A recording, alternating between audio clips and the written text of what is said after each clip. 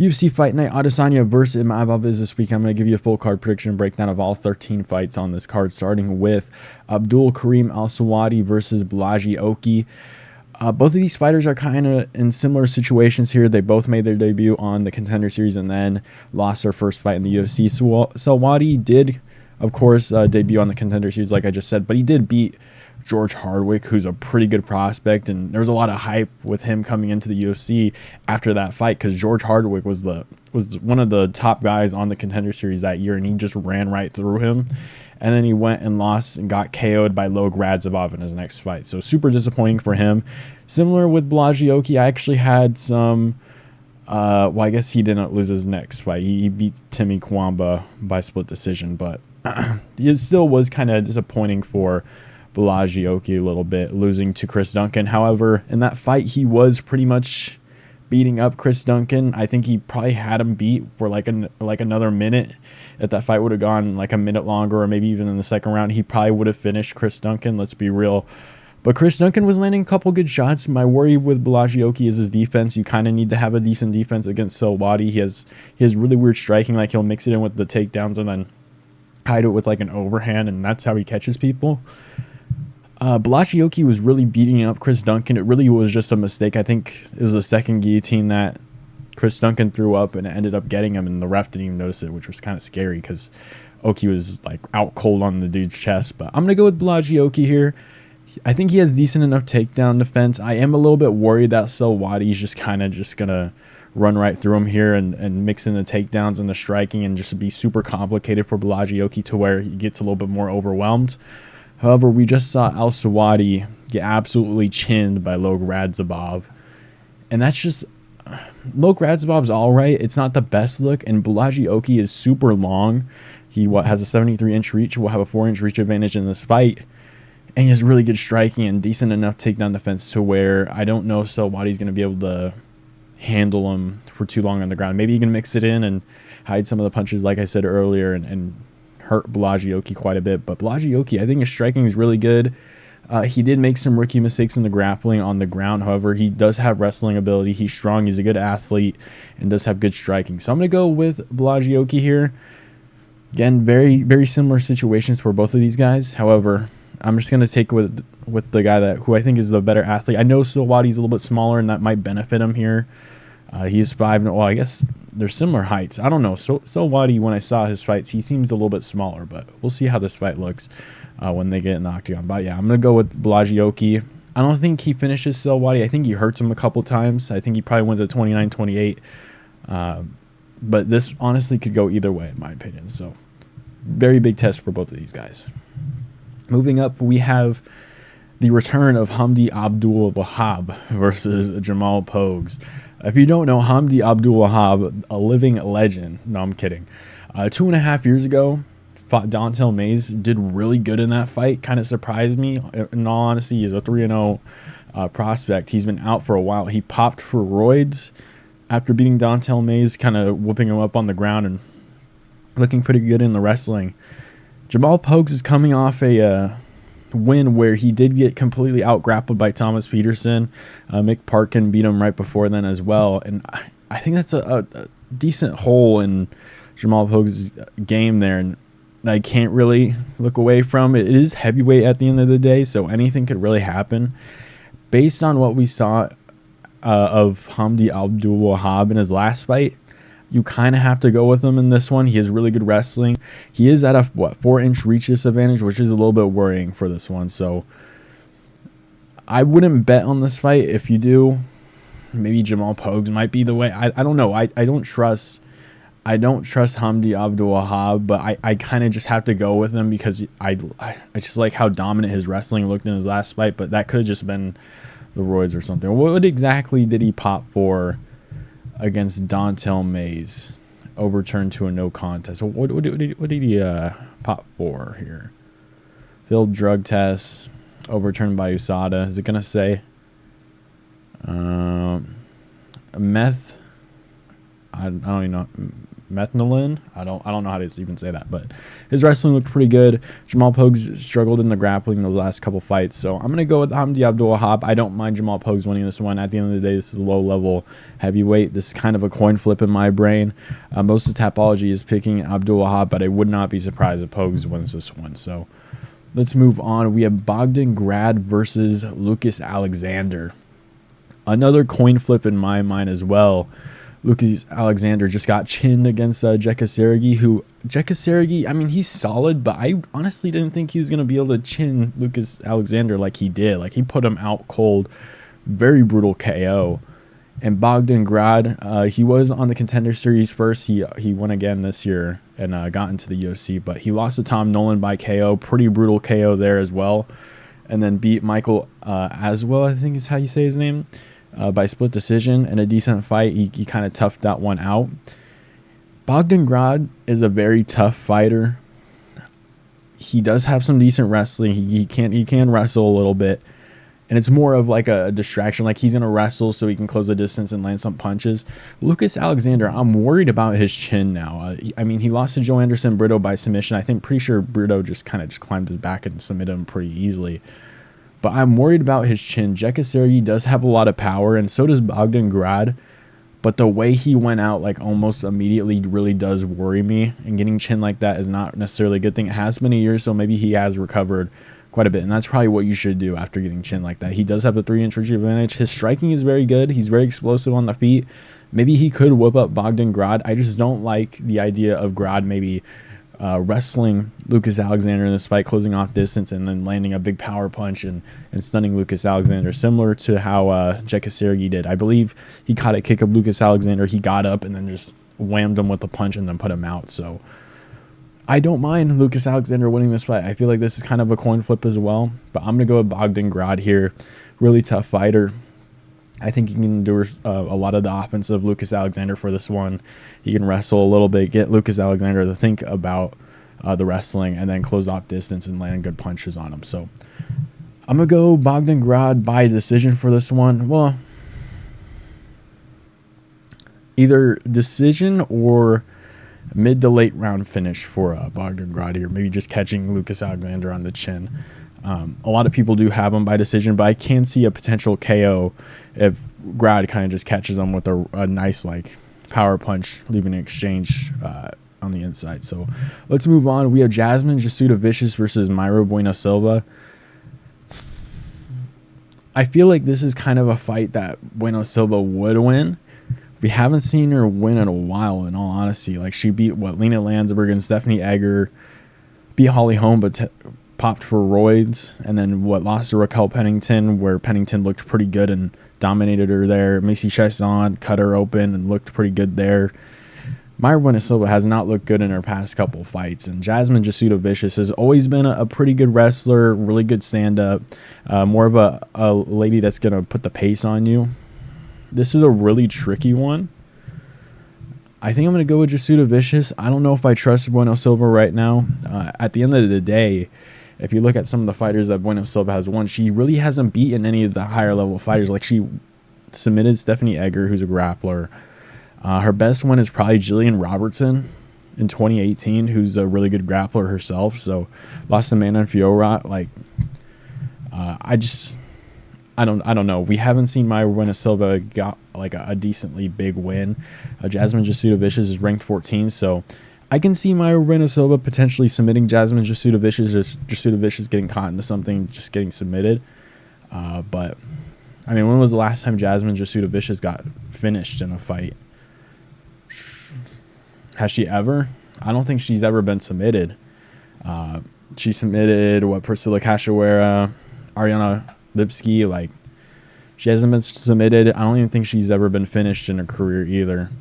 Yeah, all by decision. So I don't see Mayra Bueno Silva putting on a clinic on the feet against Jasmine Jasudavicius. I don't see her. I mean, if she wins, I think it'll probably be by finish is what I'm trying to say here. So I'm going to go Jasmine Jasudavicius by decision. Let's move on. We have Ziam versus Mike Davis. A lot of people are taking Ziam. I think that's very interesting. I don't. I'm not sure about it. I don't know why. Maybe I'm missing something. I'm going to go with Mike Davis. He's not the most active guy. I'm not really even sure why. Like, he has 1 to 2 year layoffs between almost every fight, 9 months with the last one against Natan Levy. He's pretty well balanced, good stand up, pretty fast on the feet, good, decent power in his hands, can wrestle as well. And I think that's going to be the big factor for this one. He's going to be too well balanced for Ziam in this one. I think he's going to be able to take Ziam down. We saw Claudio Puelles take down Ziam, who he is a grappler, of course, but he's more like those some of the roles like the Ryan Hall style, where he's going to lay on his back, or Kron Gracie is going to pull guard or whatever. He's more of that kind of style. So he's taking him down there. Even Terrance McKinney took down Ziam and kind of controlled him there. Mike Davis is really well balanced. He's 32 years of age, still kind of in that prime of his career. Maybe Ziam can find a win here. That would actually be a really big win, and a pretty underrated win in all honesty, because Mike Davis is no scrub for sure. Lost to Gilbert Burns in his last loss was against Gilbert Burns almost 6 years ago by submission. Like, that would be a pretty big win for Ziam, but I just think Mike Davis is going to be able to take him down. Too well balanced, get him thinking about the takedown, and then if he wants to, keep it up on the feet. I don't think he's going to finish for Ziam. I think he wins this one by decision. But yeah, I'm going to go Mike Davis. I think he's just a little bit too well balanced for Ziam in this one. Let's move on. We have Terrance McKinney versus Damir Hadžović. Oh boy. If Terrance McKinney does not win this fight, he is probably getting cut. I think it's fair to say. Terrance McKinney should probably get the KO against Damir Hadžović. He should probably win this fight in general. I mean, just in general, Terrance McKinney should win this one. I don't know if minus 350 is enough here, like on paper. However, Terrance McKinney, just, I don't even know. He's kind of frustrating to watch at certain points, because he lost in the Ziam Saudi Cup, got whooped there, got brutally KO'd against Ismail Bonfim, beat Mike Breeden, Brendan Morrow. I don't even. Esteban Ribovic, highlight reel KO'd. I don't think Damir Hadžović is going to do any of that. If anything, if Terrance McKinney really just needed a win, take the Mark DeKG route, just take him down and control him there. That's all Terrance McKinney really needs to do if he just wants to win. I don't know if he's gonna stay in the UFC. UFC might even cut him if he tries to do that. So maybe he tries to go for the finish out there. But even then, like, you're fighting a 38-year-old Damir Hadžović. Terrance McKinney should win this fight. Probably should win it by KO, but if anything, if he really wants to, just lay and pray on him on the ground, and he'll get the win anyways by decision. So I'm going to go Terrance McKinney. He really has to go out of his way to try to lose this fight, in my opinion. So we'll see how this one goes, but it should 100% be Terrance McKinney. But there's that little piece inside of me that thinks like Terrance McKinney might screw it up somehow. But he's beaten like the Mike Breedens, the Brendan Morrow. Like, Terrance McKinney should get this one done. So let's move on. We have Shamil Gaziev versus Thomas Petersen. I'm going to go with Shamil Gaziev. I think he's just fought higher level opponents, in my opinion. His last couple fights have not looked good. Jairzinho Rozenstruik ended up getting the KO, and he kind of just gassed in that one. I believe, was it a 5-round fight? I want to say it was a 5-round fight. But he got the finish over Martin Boudet, which was a solid win at the time.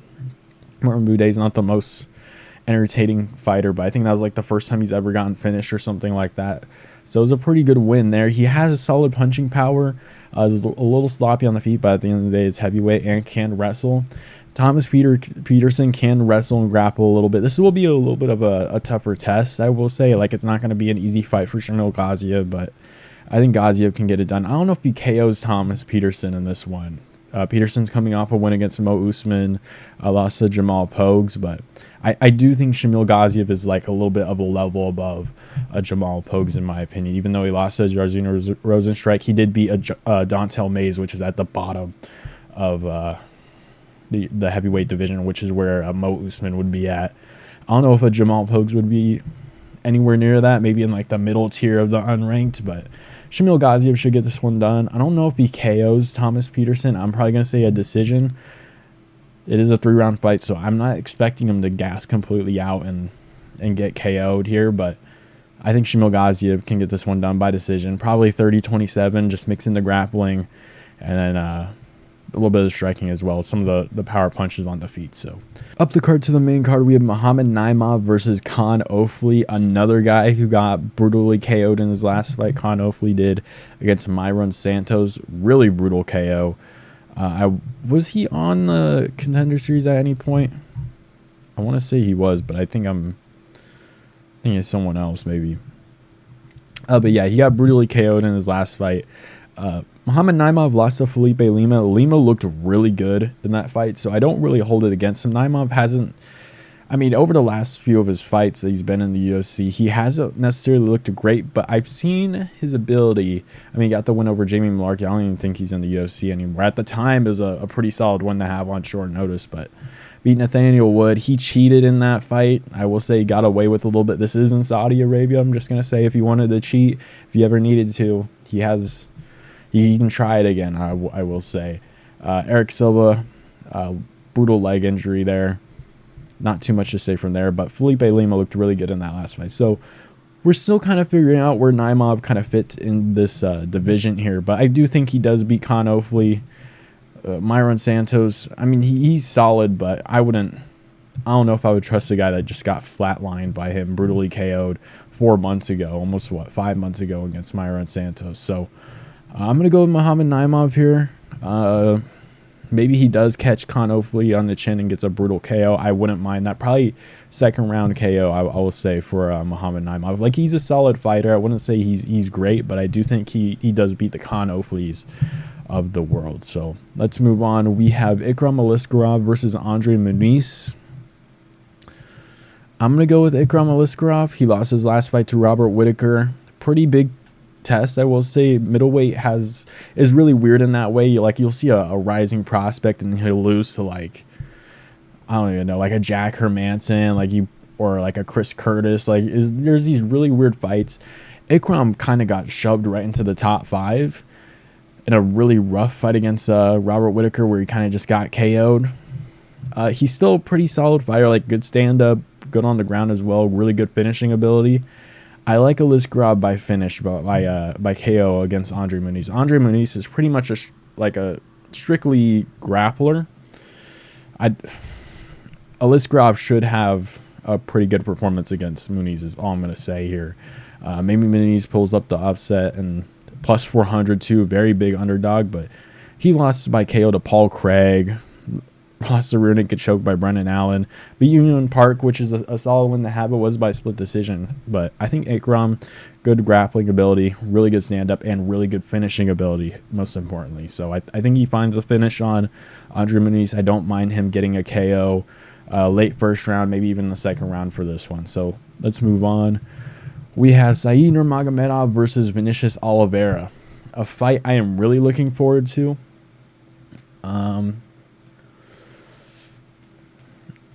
I was thinking, I think I might do it. Said Nurmagomedov is actually coming off a relatively long layoff. It's been, a year? His last fight was against Muin Gafarov, and that was by submission, so it was a pretty good performance there. Jonathan Martinez, he did lose to, but, I mean, he's beaten some really tough guys in this division. Has always been very, very solid. Lost to Jaime Barcelos and Jonathan Martinez. So just like the bottom of the top 15 or the high level unranked guys, he's either making it super competitive and winning or losing those fights. Like he's beaten this Sadyukov Ramanov. I guess saying that slowly sounds a little bit weird, but he's a very good fighter. Not in the UFC anymore for some reason, but very good fighter. Muin Gafarov, Cody Stamen, like he'll beat the unranked guys 100%. It's just the bottom of the top 15 is where it starts to get more competitive. The question here is really, where's Vinicius Oliveira at? He's 29 years of age, about to enter his prime. Again, we just saw Said Nurmagomedov take a year off of his career. Vinicius Oliveira just fought Ricky Simón and won that one by decision. Ricky Simone's a pretty heavy wrestler and has good power in his hands and was able to land some really good punches on him. Got a highlight KO against Bernardo Sapai. I think I might take the underdog here in Vinicius Oliveira. Like, Said Nurmagomedov has really good grappling ability. He's a very high-paced fighter, and I think this fight's going to be super entertaining because you know Saeed, when he fights, he's a very crazy fighter, or at least can get there. And with Vinicius Oliveira's style, with his hands down, and he's going to pick his shots and be on the outside and throw some kicks and things like that. I'm going to have to go with Vinicius Oliveira. I like the momentum he has here. He lost a while ago, like 2.5 years ago, but since then, KO on the Contender Series, brutal KO, first fight into the UFC, and then beats Ricky Simón, which is not a light guy to be losing to, not a light guy to be winning against. Like, Ricky Simón's a pretty solid fighter. Even if you say like Ricky Simón's fallen off a little bit, still a really tough test to have in the UFC, at least a couple fights in the UFC. So I'm going to go with Vinicius Oliveira here. I'm going to take the underdog. This is going to be like my underdog pick of the card, I will say. I don't know if I trust Saeed a year off. We'll see how this one goes. This is going to tell where Vinicius Oliveira is going to go and where he is at in his career. He's 29, hasn't really even hit the prime of his career yet. I think he can stay on the outside and pick Saeed Nurmagomedov apart. Maybe Saeed will probably be looking for takedowns and try to hold him down on the ground. But Vinicius Oliveira, I will say, does have really good takedown defense. Like, he finds his way up. So should be a high-paced fight. Should be really entertaining. I'm really looking forward to it. I'm going to say 29-28 decision for Vinicius Oliveira for this one. I don't mind anyone taking Saeed, of course. He's the favorite. But I'm going to go Vinicius Oliveira. I'm taking the underdog. Let's move on. We have Sergei Pavlovich versus Jairzinho Rozenstruik. I kind of have to take Sergei Pavlovich here, even though he did lose his last two to Aspinall by KO, and Volkov put on a pretty good performance against him, and Volkov probably should have beaten Kaan too, so not necessarily two bad losses to have. Those are probably like the top two heavyweights, I will say, right now. I think you can kind of put I'm trying to even think, like, you have Jones, Aspinall, Volkov, who should be gone. I mean, even like I don't even know. Like, I feel like those are the top three guys that we've seen do pretty well. Sergei was there, but again, on a 2-fight losing streak. So Almeida, maybe you can even argue after that last performance, but he kind of still needs to beat a top name. Curtis Blades and Almeida are kind of at the same spot. Well, I guess Blades beat Almeida, so maybe Almeida's right after Blades in terms of how good these fighters are in this division. But Jairzinho Rozenstruik, it seems like when there's any real threat, he kind of shuts down a little bit on the offense. Like, he'll go from Volkov, where he's really tentative and eventually gets KO'd, and then he'll fight a Chris Dawkins and he'll just knock him the fuck out. And then he'll fight a Jilton Almeida and he's tentative again on the feet. And then he fights a Shamil Gaziev, where he is a little bit more tentative at the beginning, but then eventually finds the KO. And Tai Tuivasa gets a split decision. Like, if there's a real threat from Sergei, and there is, he has an 84-inch reach. He has 6 more inches of reach on Jairzinho Rozenstruik. I think that's going to be in Rozenstruik's head here. I think he's going to be a little bit too he's going to be thinking too much to choose the correct shots on Sergei Pavlovich in this one. And I think Sergei's just going to catch him and then pick him apart and get the finish at the late part of the first round. I will be a little bit surprised if Rozenstruik does get the win. If he does win, my guess is it will be by a finish. He will have to KO Pavlovich, because I don't see him putting on like a super big performance against Pavlovich where he has tons of output and lands more than Pavlovich. Pavlovich, he'll start running on you with his range and everything like that. If it's like a Volkov, where Volkov's super rangy as well and can get on the inside and kind of stop him from throwing those hooks, it does give Pavlovich a little bit of a tougher test there. But Rozenstruik, I think he's just way too tentative on the feet for me, especially for this matchup. So I'm going to go Sergei Pavlovich, late first round, KO. Let's move on. We have the co-main event. We have Shahr Magomedov versus Michael Venom Page. I'm gonna go Shahr Magomedov here. I know MVP did say it's a one-off, but moving up to 185 at 37 years of age is kind of like normally a red flag for me. Maybe, I guess, if he's not sitting in the division, it's less of it, but I don't really like that for him. Just lost to Ian Gary, I believe. Yeah, didn't look too great in that one. Michael Venom Page, he really just stays on the outside and picks his shot, and then he'll jump in and throw that big shot and try to catch catch you off guard there. But Shamil, the one thing I like about him is he does have a really good range on the feet. Like, he'll be in front of you, do a really good job at dodging shots, and then just keep going at you with the output and try to break you down. And I can see Shamil and Michael Venom-Page kind of going at it. I believe this is, what, a 3-rounder? This fight as a 5-rounder would be really fun to watch, but it being a 3-rounder, I'm going to go Shamil. Maybe 2-1, 3-0. Maybe it gets really competitive at the beginning, but I think eventually Shamil's output, it just doesn't really slow down. I think he'll be a little bit too much for Michael Venom-Page. I think he'll land way too much for him, especially.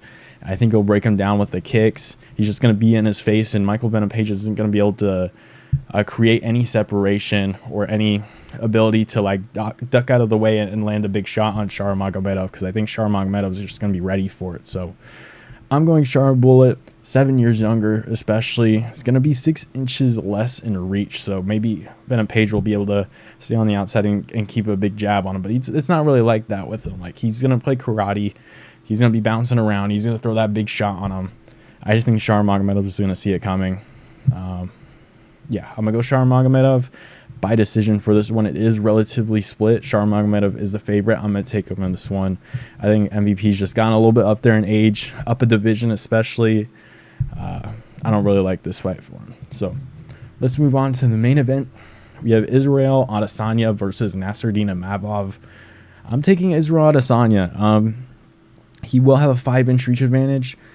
The one thing I like about this fight for Izzy is that let me put it this way. They both fight very similar styles. With Izzy, he keeps a really good range on the feet, stays on the back foot, will more than willing to make it boring, just jab and throw straight punches and throw a bunch of feints and leg kicks and maybe even a couple teeps. And is really good playing off his back foot, kind of staying out of danger. He has been caught a couple times, so there is that worry coming into this fight. But Nassourdine Imavov does similar things. Like, he's a little bit more explosive, I will say, than an Adesanya, but he does a good job off his back foot, does a good job maintaining range on the feet, which I do like about Imavov. But Israel Adesanya seems a little bit heavier. I don't think Imavov is going to be able to take him down. Imavov is more of a stand-up fighter anyways. He can grapple, but I don't think he's going to be able to take Israel Adesanya down. And the way to beat Izzy is to trap him against a corner or the fence and either hold him in the clinch and then separate and land a shot, or try to back him up and close off the distance and land a big shot. So maybe Imavov can play a little bit more of an offense and find that shot, maybe throw a couple teeps to the body, make it a little bit interesting for Izzy here. But I think what you need to do is keep Izzy on his back foot, trap him into a corner and land a big shot. But Israel Adesanya just does such a good job at leg kicking, and I think he's going to tear up the legs of Imavov. We've seen Imavov gas a little bit in these 5-round fights. I don't know if he's going to be able to keep up the pace of an Izzy who's had tons of 5-round fights against championship level opponents. I don't really like this one for Imavov. I think it's 2 different levels of fighters. Maybe we'll see Izzy lose this one. I'm open to the idea of it because he's on a 2-fight losing streak. Lost the last 3 of his 4.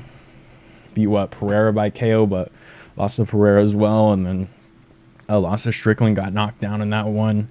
Same thing against Dricus, took a lot of damage there. So I'm open to the idea of Imavov winning this fight, but Izzy is just way too good on the feet, way too good at maintaining distance, way too long for Imavov. I think that's a big deal here too, because they're both rangy, but I think Izzy's going to be longer than Imavov in this fight. I think he's just going to do a little bit better. I think as this fight goes on, I think Izzy's going to look better as well. So I'm going to go Izzy here. I don't think he KOs Imavov. I think this is a 5-round decision.